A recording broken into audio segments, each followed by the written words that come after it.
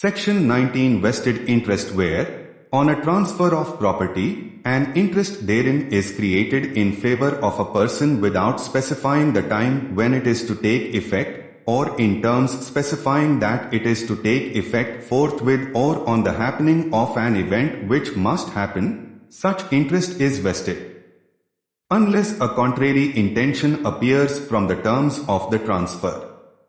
A vested interest is not defeated by the death of the transferee before he obtains possession.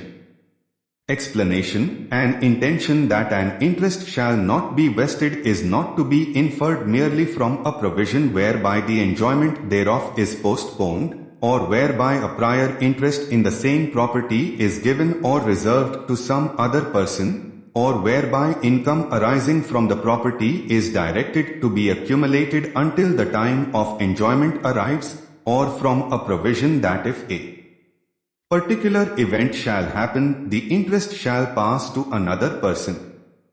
Vested interest in Section 19 of the Transfer of Property Act, 1882, refers to an interest created in a person's favor that isn't contingent on any uncertain event. In simpler terms, it's a guaranteed claim, not dependent on any future circumstances. Here's how Section 19 defines and explains it. Section 19.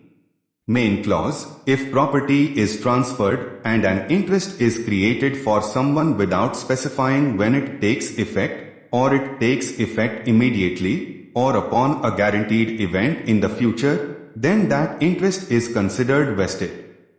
Explanation: this means even if the person holding the vested interest dies before actually enjoying the property, their right to it doesn't die with them. It can be inherited or otherwise transferred. Here are some key points to remember about vested interests under Section 19. The event for the interest to take effect must be certain to happen, not a possibility or speculation.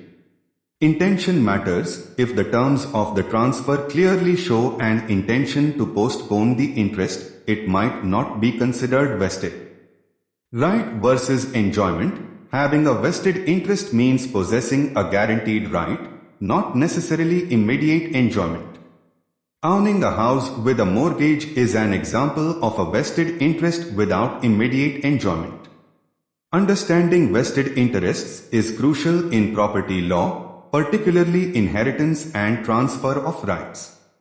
If you have any specific questions about a particular scenario or case, it's recommended to consult a legal professional for their expert advice.